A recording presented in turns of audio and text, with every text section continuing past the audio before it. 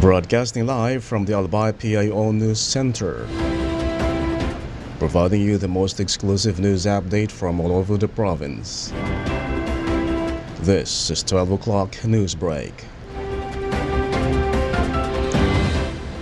In the local scene, a financial grant ranging from 100 million to 240 million pesos is expected to be received by the Legazpi city government from the Philippine Rural Development Program (PRDP) that will be used to finance the construction of a poultry dressing plant, PDP, yet another income-generating project for the city. City Veterinarian Office Chief Dr. Emmanuel Estipona said his office is now preparing all documentation and other requisites set by the PRDP as required by the World Bank.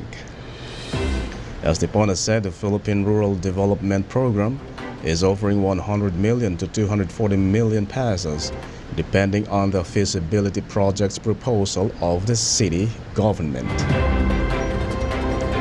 Estipona added that the said project materialized when he was invited by the Albay Provincial Agriculture and Fishery Council (PAFC), which explained to them the importance of establishing a poultry dressing plant that would benefit the poultry owners and farmers not only in Legazpi City but also in the entire Albay province or even the whole Bicol region. The City Veterinary Office Chief said that the civil works of the PDP project will start once the city government receives the financial grant from the PRDP, which is expected to be downloaded in December or early next year.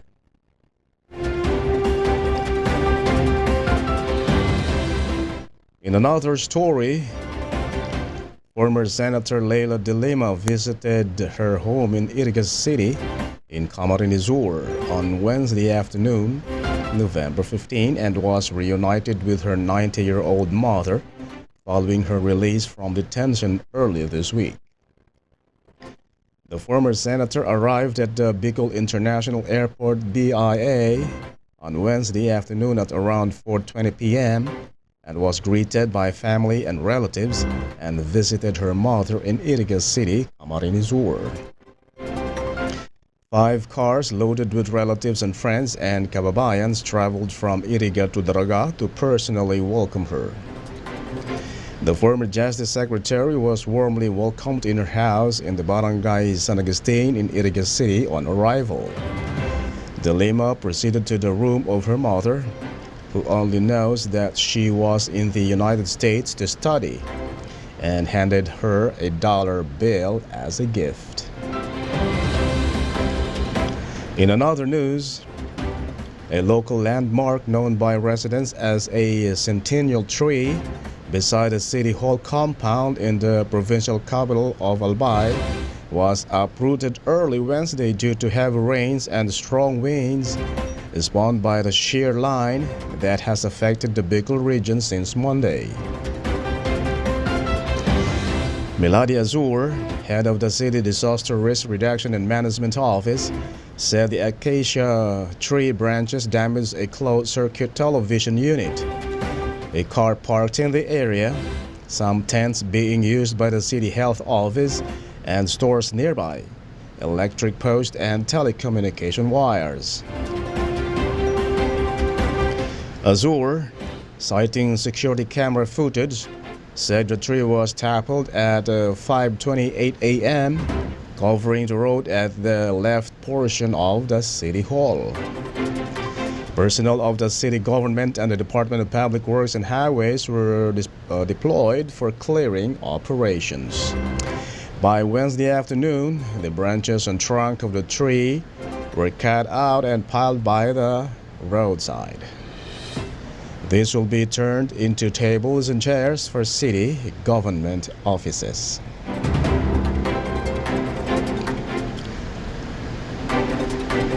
In the national scene, former President Rodrigo Duterte has been summoned by the Quezon City Prosecutor's Office to answer charges that he threatened to kill an opposition congresswoman for criticizing his daughter, Vice President Sara Duterte's controversial request for confidential funds in the proposed 2024 budget. The subpoena signed by Senior Assistant City Prosecutor Ulrich Badiola ordered the former president to appear on December 4 and December 11 for the preliminary investigation of the criminal complaint for grave threats filed against him by ACT teacher Representative Franz Castro. It marked the first time for the 78-year-old Duterte, himself a former public prosecutor, to be subject of a subpoena since stepping down from Malacanang in mid-2022 and losing his immunity from suit. Duterte's personal appearance before Badiola is required for the submission of his counter affidavit. Duterte is facing a complaint for grave threats, which is punishable by up to 6 months of imprisonment under Article 282 of the revised Penal Code. In another story, a total of 190,130 public utility vehicle PUV drivers and operators have received 1.1 billion pesos worth of fuel subsidies through the Land Bank of the Philippines as of November 9, according to the state-run bank. Land Bank said in a statement that the distribution of the dole-out was part of its continued support to the transport sector amid rising fuel prices.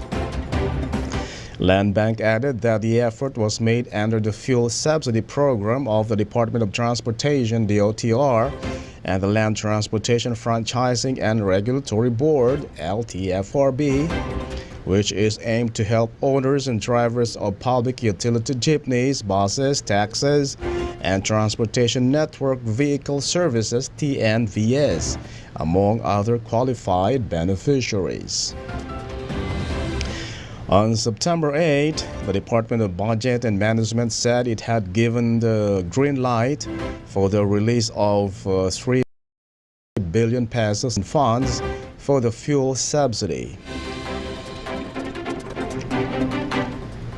In another news, Major Transport Group Piston o the pagkakaisa ng mga samahan ng Chuper at Operator nationwide said on Wednesday that it would lead a 4-day transport strike starting November 20 ahead of the approaching December 31 deadline for the franchise consolidation applications of the government's Public Utility Vehicle PUV modernization program. Piston National President Modi Floranda said the protest set for November 20 to 23 was in response to the government's rejection of their request to remove the franchise consolidation component of the program and to suspend the entire program. Part of the PUV modernization program would include the phase-out of traditional jeepneys nationwide.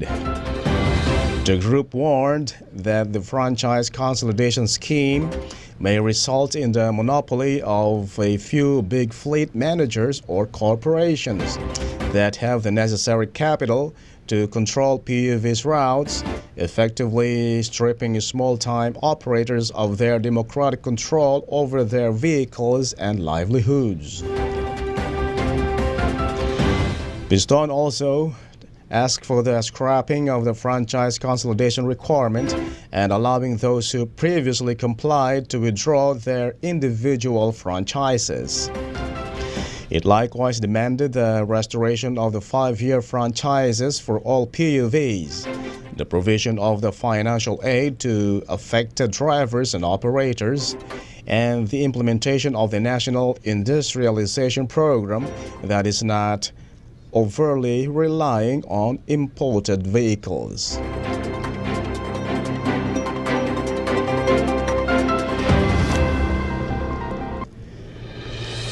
And in the news outside the country, President Xi Jinping told American executives in San Francisco on Wednesday that China is ready to be a partner and a friend of the United States, and there is plenty of room for bilateral cooperation. Beijing looks to reassure global business and counter his country's struggles to entice foreign investment.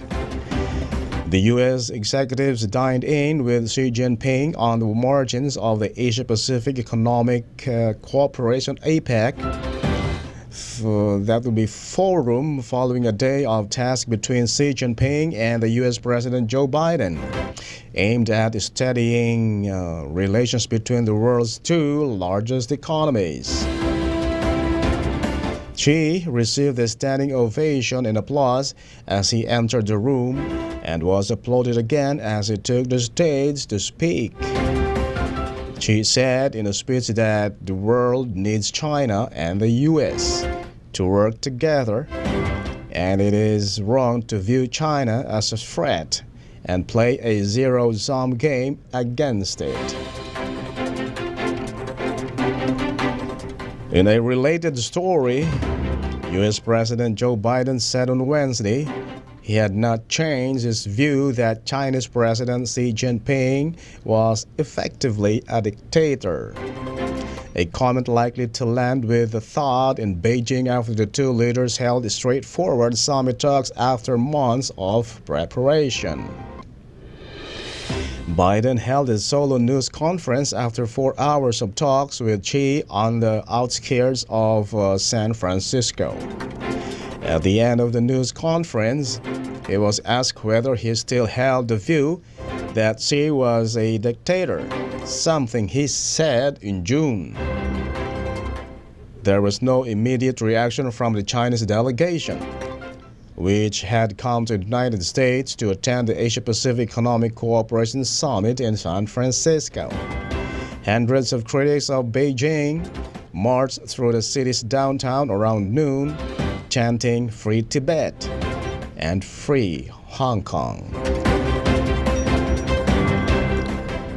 And finally, in the news outside the country, Myanmar's military rulers have ordered all government staff and those with military experience to prepare to serve in the case of emergency. The junta reported heavy assaults from insurgents in several places. Myanmar's military has battled ethnic minority and other insurgencies for decades, but a 2021 coup has brought unprecedented coordination between anti-military forces that are mounting the biggest challenge to the army in years. The junta had ordered all government staff and former military personnel to form units to respond to emergency situations, said Tin Wangshui, Secretary of an Administrative Council in the capital, Naypyidaw.